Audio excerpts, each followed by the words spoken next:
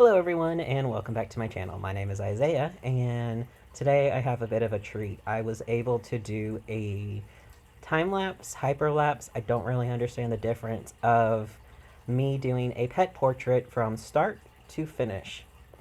So I'm going to be talking a little bit about it today, as well as stuff that I use, all that fun stuff. But I was super excited because I haven't been able to figure out a good way to capture my work traditionally, but I set up the most rickety sort of deal. I don't have a tripod, and I use a GoPro for most of my IRL footage, be it in fish tanks or me doing anything really. So what I did is I took two pieces. I have 6 square canvases for acrylic pours, and I set 3 of them up on each side. Put a piece of plexiglass across the whole thing. Used a ruler to support the plexiglass, and then I put the GoPro on top so it can record through the plexi and you don't even notice. And I'm so amused by that. And I have to share because it worked really well. There was one point where it falls, so the footage will cut and then come back. But other than that, everything went really well with this project. I am even impressed with my attempts at using a wooden spoon to make the print versus I traditionally use an etching press. But some of the stuff that I tend to use, I really love linoleum and lino cuts. I find it super easy to use, easy to store. I literally have a roll that was once upon a time 90 yards, and that's why you'll notice when I am drawing or carving this piece, it will spring back up because it was rolled. And I almost never bother to flatten it before I get started. I may do that if for really small pieces, but this was 11 by 14. Other things I tend to use, I tend to sketch in Procreate. I may do thumbnails in my sketchbook, but Procreate is really handy if I want to do layers or anything. Plus it makes it really easy to flip, and since I tend to use all Apple products because I've been brainwashed, it makes it easy for me to send the image from my iPad to my computer or my phone, where then I can flip it and get everything printed out right. I did make a mistake where I forgot to flip an image before I started carving it, which meant everything ended up being backwards, and it wouldn't have been important except it's a commission for someone, and the heart was on the wrong side because the dog has a spot that's a heart shape. So that got completely recarved and taken care of before this cat portrait, which is another commission for the same friend for a cat named Beans. Beans is very cute. I love their markings. I hope that the owner likes it. Other things, linoleum is fantastic because you can actually tint it using watercolor. I have a few pieces that I tint it with acrylic paint. I really wouldn't suggest it just because it is extremely difficult to work with. It will flake off when you are rolling your brayer over it and create horrible spots. What else? I also, because I'm left-handed, I tend to uh, cover everything with Sharpie. Like, it's just also easier to see your lines. So if I didn't have so much flat black areas and I wasn't trying to finish this in a fairly quick manner, because I want to mill it off this week, or at the very least the start of next week, I would have covered the entire cat in black instead of the outlines. But I didn't want to ruin my Sharpie either right now, as I have a couple of other things I need to print soon as well. And I tend to lose Sharpies. I don't know where they go. The void where most people's socks go, that's where my Sharpies go. Wherever that may be. I know Nettle doesn't take them because she will put anything in her mouth, so I keep them away from puppy mouths. Don't I, Nettle? She's here with me. She's been very upset because we went out for a few hours and traffic was awful today, so it took us over an hour to get home when usually it wouldn't take that long. And I'll be talking about what we did on another day, but today is still going to be printmaking and animals, not fish, but other animals. My carving tools are actually from two different wood carving sets. I have a set of micro tools and a set that was just like every single tool that you could imagine. I have many blades that I don't even use because I can't imagine what they would be for yet. I really want to experiment with them sometime, see what happens. But so much is happening currently in my life that I don't have time to experiment. In fact, in a couple of weeks, we're probably going to be packing things up. So I've got to get through some journal making soon. Um, but because I was like to carve linoleum so much, I ended up buying my own sharpening kit. So I have a little sharpening stone that is just for these type of tools, and I have like this red pleatherish thing that helps keep them nice and shiny and able to be used. And I really love those two pieces. They were easily the best 30 bucks I spent in my life. Um, I usually use an etching press for these sort of prints, but because I don't have access to a studio currently, I have been experimenting with using a hand brayer, or in today's case specifically, a wooden spoon that I stole from Breyer, and I didn't realize Breyer had a preferred wooden spoon. Thankfully, I didn't take theirs. And I will say that I kind of fell in love with printmaking, specifically lino cuts, when I took a printmaking class at Auburn.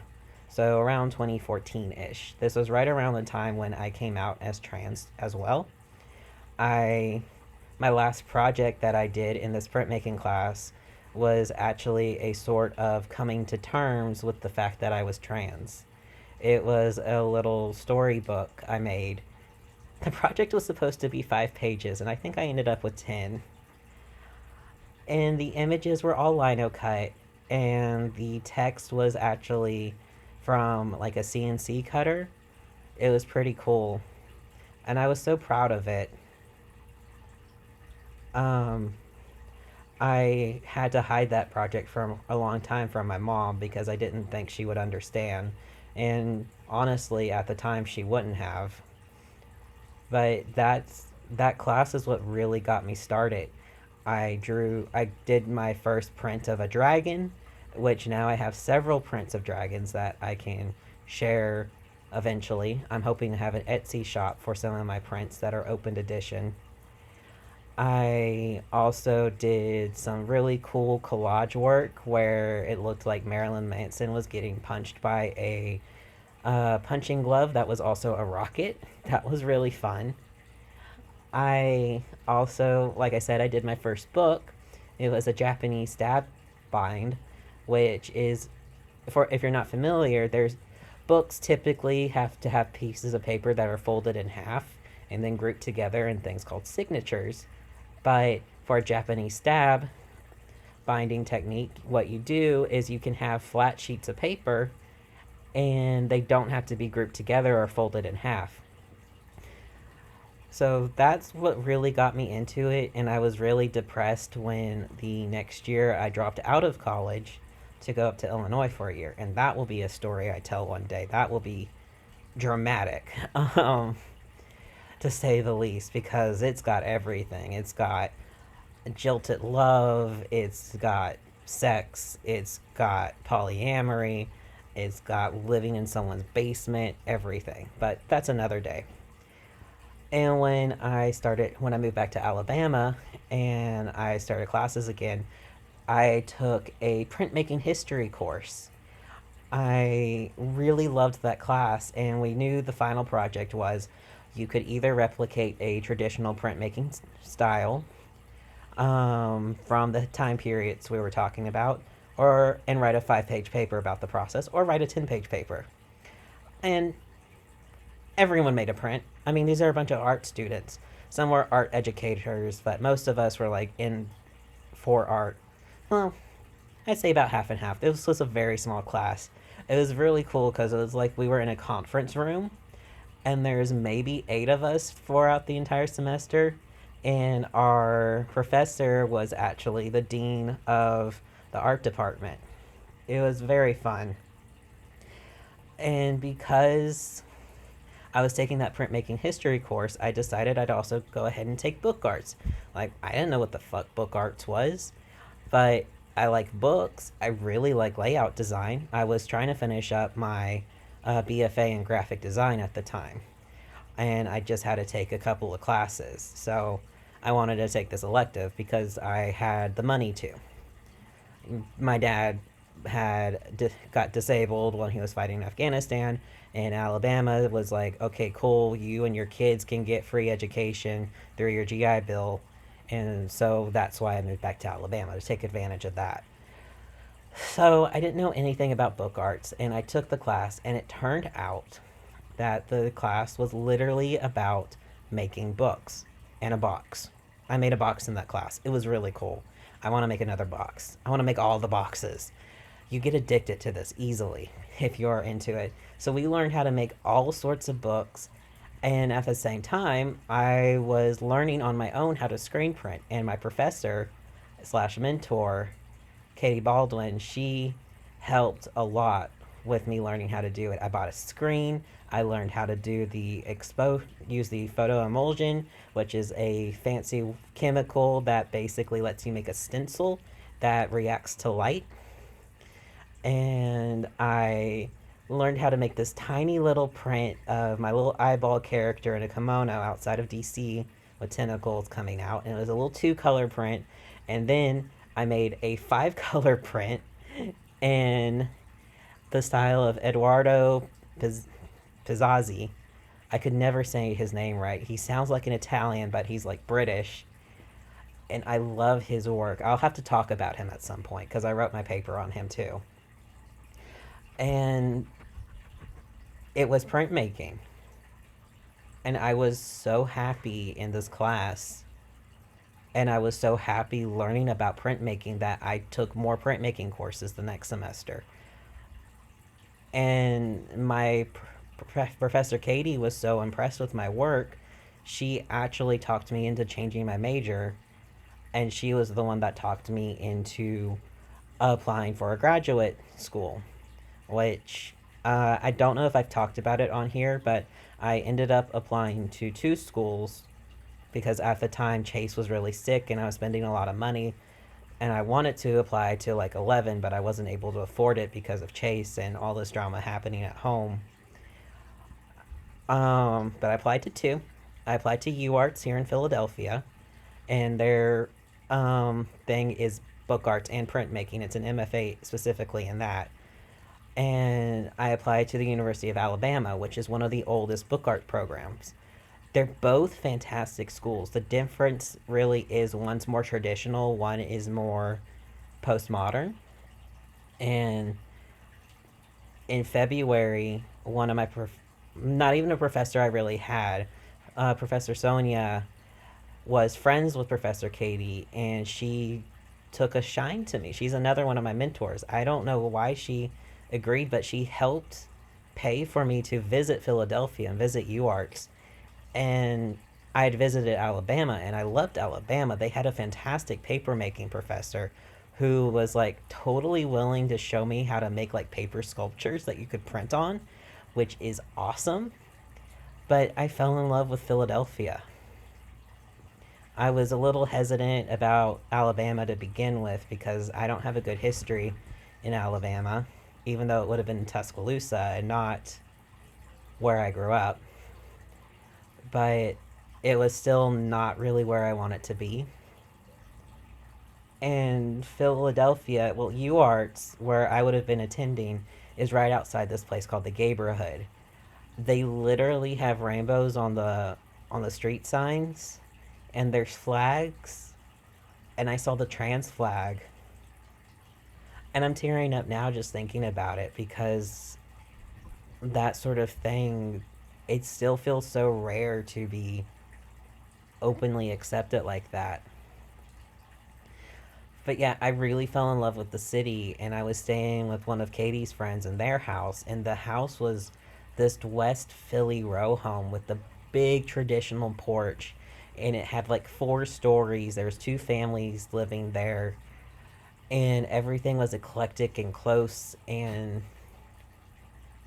I just completely fell in love. I knew I didn't want to be anywhere else. So I applied to Alabama and I applied to UArts. I got accepted into both programs.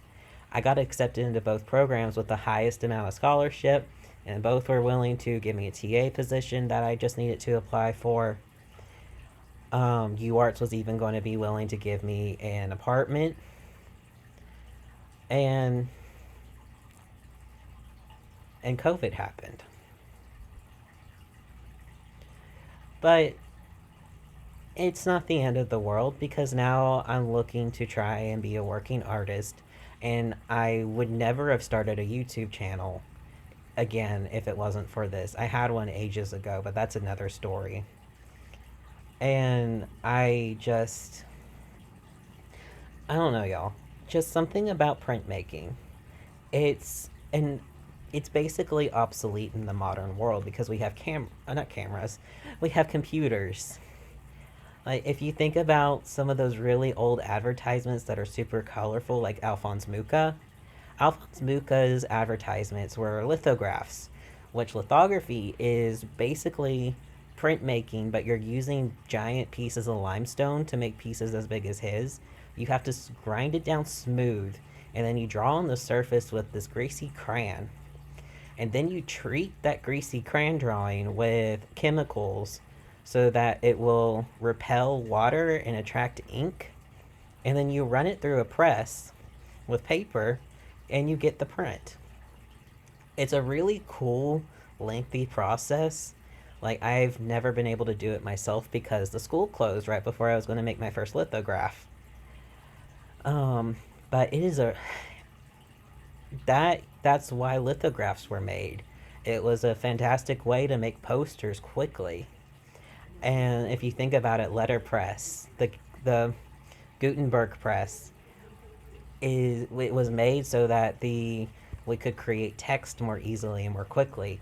And people used to make etching, intaglio and lino cut and woodcut stuff because they would copy statues and other monuments that people couldn't travel to see, but you could get a print of it and you would see what it looked like according to this artist.